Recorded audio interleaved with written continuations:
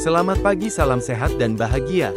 Perkenalkan saya Emmanuel Jebarus, calon guru penggerak Rekognisi Angkatan 11 tahun 2024. Hey! Padamu negeri kami berjanji, padamu negeri kami berbakti, padamu negeri kami mengabdi, bagimu negeri jiwa raga kami.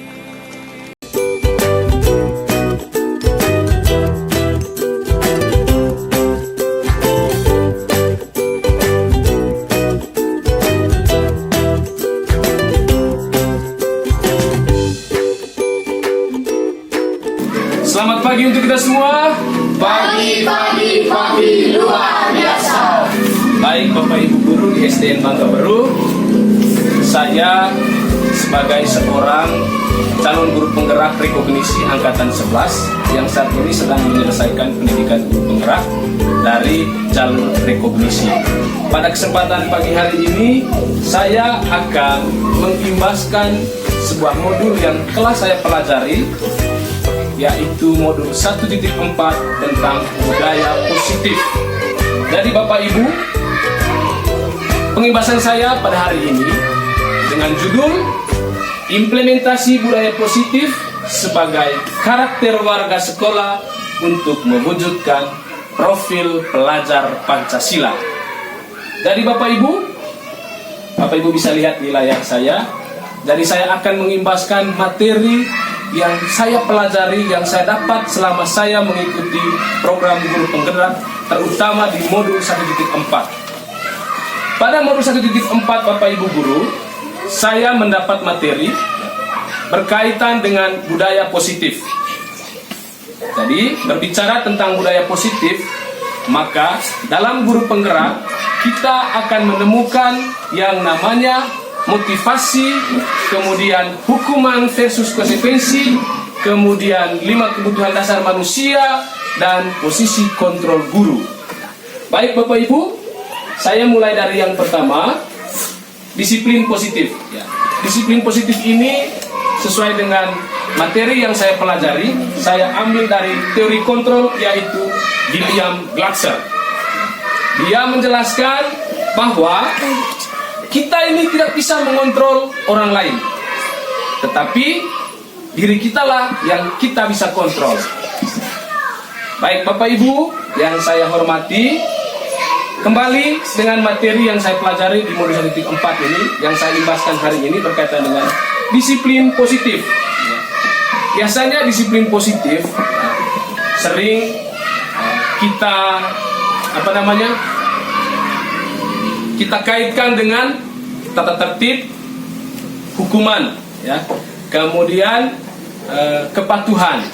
Disiplin positif yang dimaksudkan dalam modul guru penggerak ini Bapak Ibu adalah berkaitan dengan bagaimana kita melakukan sesuatu yang bisa bermanfaat bagi orang lain. Itu disiplin yang dimaksudkan di sini. Baik Bapak Ibu, di sini saya akan menyampaikan makna disiplin. Pertama, disiplin itu adalah sebuah kepatuhan yang kita lakukan sehingga orang lain itu bisa mengikuti, bisa menghargai kita. Di sini dalam guru penggerak, dalam modul 1.4, kita akan belajar, saya telah mempelajari yang namanya motivasi. Jadi, Merdeka Belajar yang kita sekarang pakai dalam kurikulum, itu bisa dilaksanakan ketika kita bisa mendisiplinkan diri kita, atau self-disiplin. Jadi, ketika kita punya disiplin diri, maka orang tidak akan menguasai diri kita, tetapi kita bisa menguasai diri kita dan juga bahkan kita bisa menguasai diri orang lain. Nah, dalam teori motivasi ini ada dua ya, ada motivasi intrinsik, ada motivasi ekstrinsik. Ada motivasi dalam diri kita dan ada motivasi dari luar. Harapannya ketika kita menerapkan disiplin positif, kita mempunyai yang namanya motivasi intrinsik ya. Baik Bapak Ibu, kemudian ada yang namanya posisi kontrol. Dalam guru penggerak ada 5 posisi kontrol. Yang pertama sebagai teman, yang kedua pembuat rasa bersalah, yang ketiga dia itu sebagai teman, kemudian yang keempat sebagai pemantau, yang kelima sebagai manajer. Harapannya kita sebagai guru bisa menjadi pemantau ataupun manajer.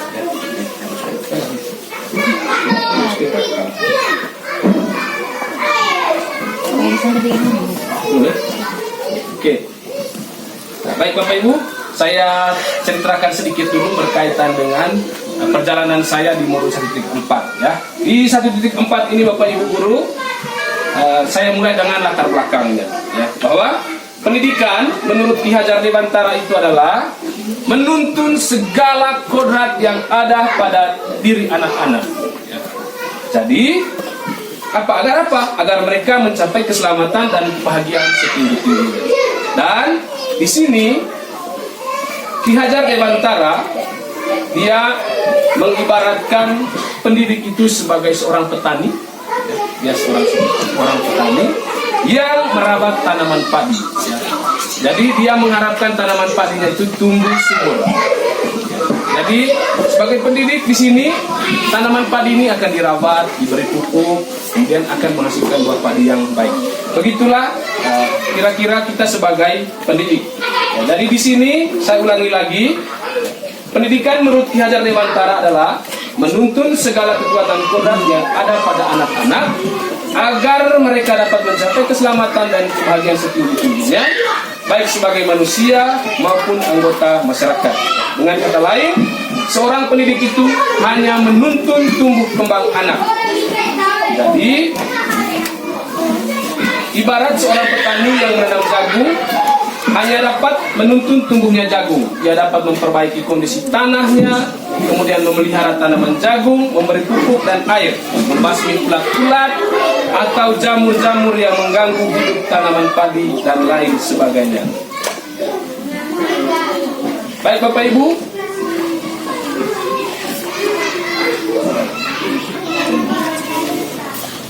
saya akan menjelaskan sedikit berkaitan dengan kaitan filosofi pendidikan Ki Hajar Dewantara dengan dimensi profil pelajar Pancasila. Seperti yang kita ketahui bahwa dimensi profil pelajar Pancasila itu meliputi yang pertama beriman dan bertakwa kepada Tuhan yang Maha Esa, kemudian yang kedua mandiri, yang ketiga bergotong royong, yang keempat berkebinekaan global, dan yang kelima bernalar kritis, dan yang keenam kreatif ya.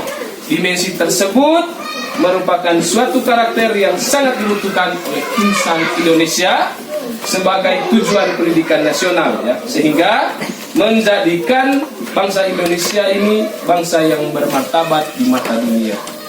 Baik Bapak Ibu, dimensi profil pelajar Pancasila ini merupakan budaya positif yang harus tumbuh menjadi karakter semua warga sekolah.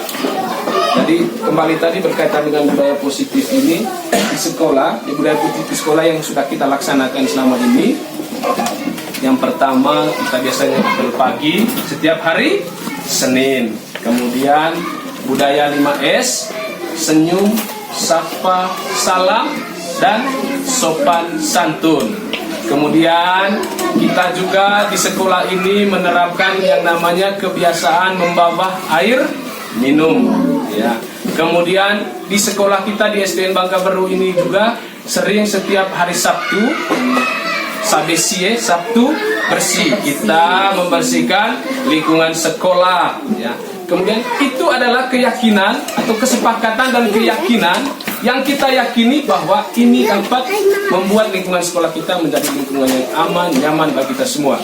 Kemudian dalam proses pembelajaran, siswa menghormati bapak dan ibu guru. Kemudian ketika menyelesaikan persoalan, biasanya kita di sini menggunakan segitiga restitusi. Sebelum ke segitiga restitusi, saya ingin menjelaskan sedikit berkaitan dengan perbedaan kesepakatan kelas dengan keyakinan kelas sesuai dengan materi yang saya pelajari. Ya. Kesepakatan kelas itu berpatokan atau berdasar pada peraturan dan tata tertib.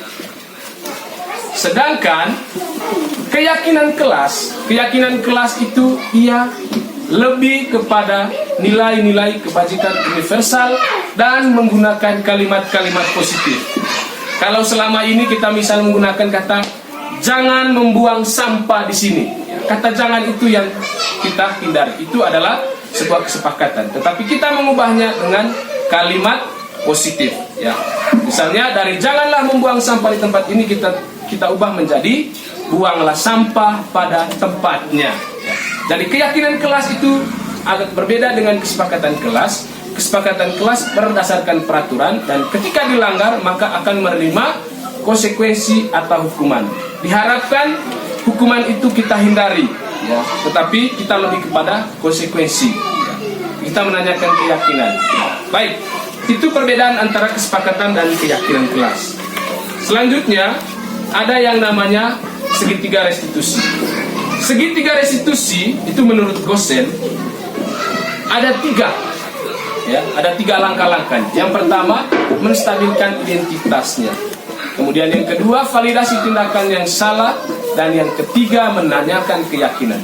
Bagaimana kita menstabilkan identitas? Ya, biasanya kita dihadapkan dengan masalah membolos, cubit teman, kemudian lari-lari dalam ruangan kelas, kemudian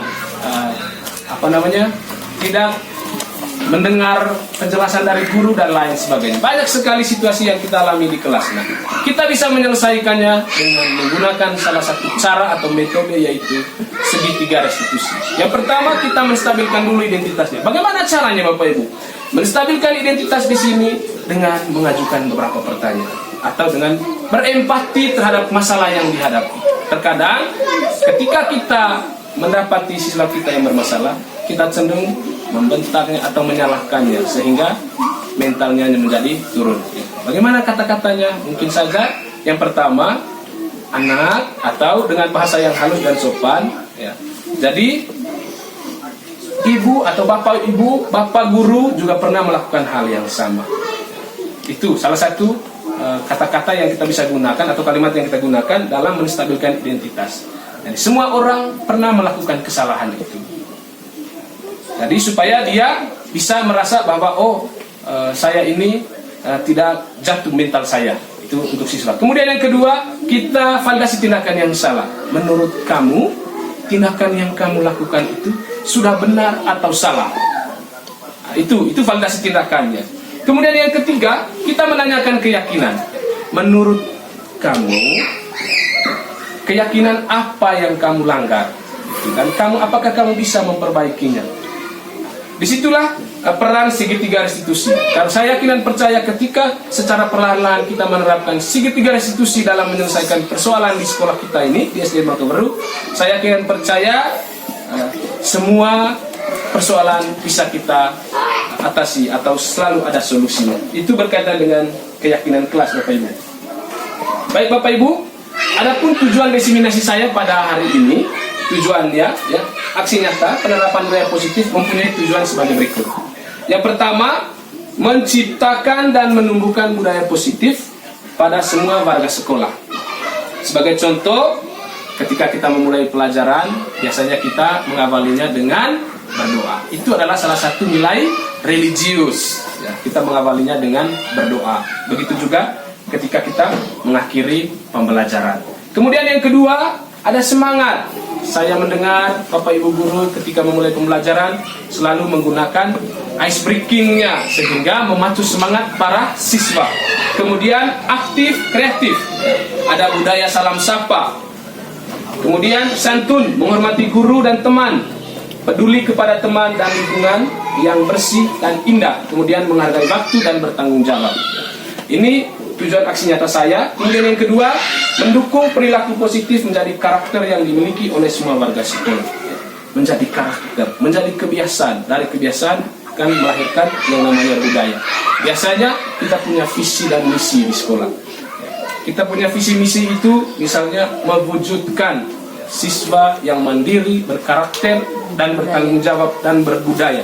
Nah, sebelum itu ada visi, ada cita-cita. Yakin dan percaya kita semua ini punya mimpi. Dari mimpi ini kita wujudkan dengan kalimat prakarsa perubahan. Kita nyatakan dalam sebuah kalimat prakarsa perubahan.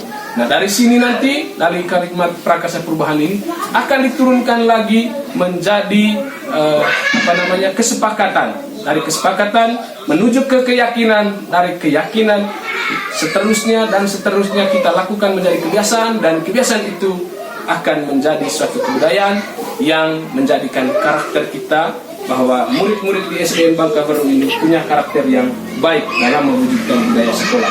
Kemudian yang ketiga, menciptakan suasana belajar mengajar yang menyenangkan, ya. Itu yang ketiga. Baik Bapak Ibu, dalam melaksanakan penerapan budaya positif, hal terpenting adalah dengan melakukan pengamatan dan situasi atau keadaan sekolah kita. Itu yang pertama. Kita melihat dulu aset apa yang ada. Jadi kita semua punya instrumen masing-masing untuk melihat keadaan sekolah kita. Bagaimana sekolah saya.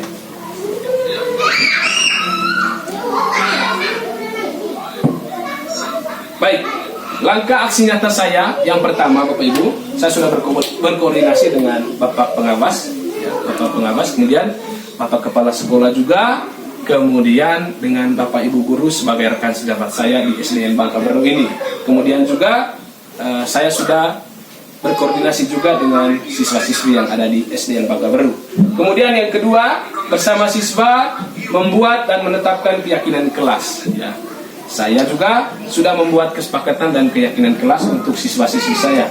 Kemudian keyakinan kelas yang disepakati bersama antara lain, secara lisan saya sampaikan bahwa yang pertama, menghormati guru dan juga teman. Itu yang pertama. Yang kedua, peduli kepada teman. Di SDN Bangka Baru ini setiap hari kita menemukan masalah. Tetapi saya ingin keyakinan ini menjadi kesepakatan bersama bahwa yang kedua, kita harus peduli kepada teman. Kemudian peduli dengan lingkungan yang bersih. Kemudian yang ketiga, yang keempat, tidak makan saat pelajaran. Yang kelima, meminta izin ketika keluar dan masuk kelas. Dan yang keenam, tidak tidur di kelas. Itu keyakinan dan kesepakatan yang saya lakukan bersama siswa-siswi saya dalam aksi nyata ini. Kemudian apa tolok ukur keberhasilannya Bapak Ibu? Atau apa indikatornya? Ya. Indikator yang pertama, supaya saya lihat selama ini ada siswa saya termotivasi untuk membuat dan melaksanakan keyakinan kelas yang menjadi kesepakatan bersama. Ya, tanpa diperintah, mereka sudah memulai dengan berdoa. Ya. Begitu juga jam istirahat. Kemudian terwujudnya pembelajaran yang menyenangkan. Ketika ini dilaksanakan, suasana hati menjadi riang dan gembira, kemudian ada perasaan bahagia. Kemudian yang ketiga, terwujudnya suasana kelas dan lingkungan sekolah yang aman dan nyaman karena berusaha menerapkan budaya positif secara pasti. Ya. Itu tolok ukur atau indikator keberhasilannya. Kemudian hasil nyatanya, siswa melaksanakan keyakinan kelas dengan konsisten dan penuh tanggung jawab. Kemudian terwujudnya pembelajaran yang menyenangkan dan suasana kelas yang ceria, penuh semangat karena budaya positif dapat dilaksanakan. Kemudian dari diseminasi saya ini Bapak Ibu, aksi nyata saya ini tentu mengalami tantangan. Ya. Tantangan itu menurut saya bukan sebuah hambatan, tetapi kita jadikan sebagai semangat untuk mencari atau menemukan solusi. Dan tantangannya saya ingin ceritakan sedikit. Terdapat tantangan dalam pelaksanaan budaya positif di SDN Bangka Baru. Yang pertama tantangannya adalah karakter siswa yang bermacam-macam. Ini karena mereka ini berada dari atau datang dari latar belakang keluarga yang berbeda, sehingga ada yang bisa disiplin melaksanakan kesepakatan dan keyakinan kelas, akan tetapi ada juga yang melanggar. Jadi untuk siswa yang melanggar, saya atau kita semua bisa mengambil posisi kontrol sebagai pemantau dan manajer. Mengapa kita mengambil posisi pemantau dan manajer? Karena posisi pemantau dan manajer ini bisa membuat identitas siswa itu menjadi sukses.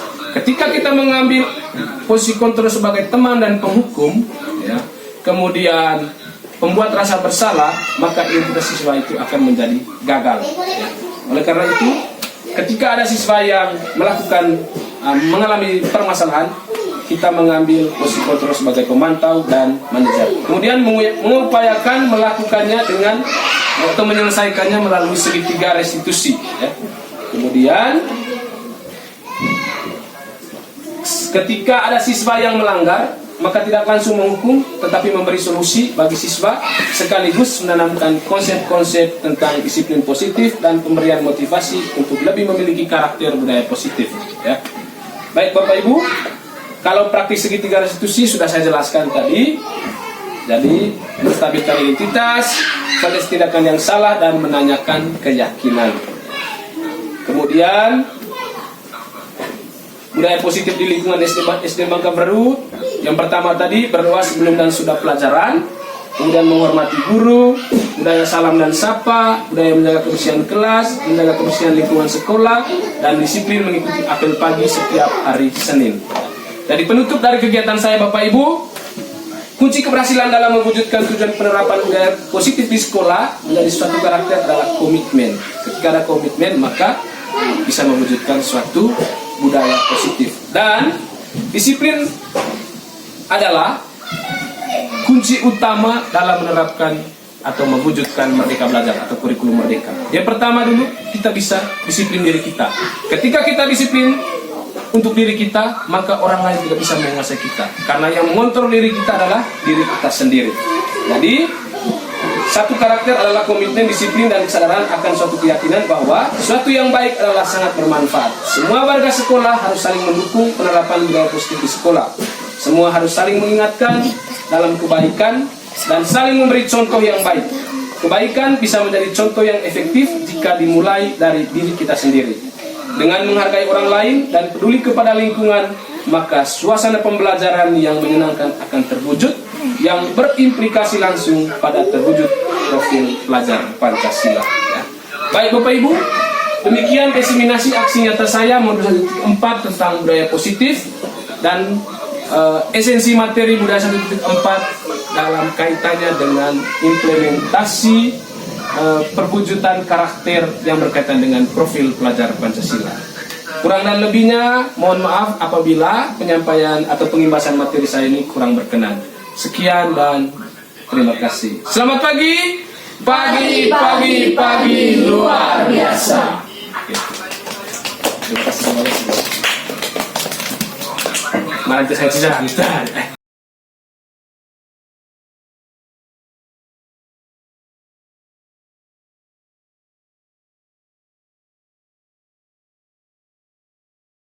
Terima kasih telah menonton video saya, semoga bermanfaat.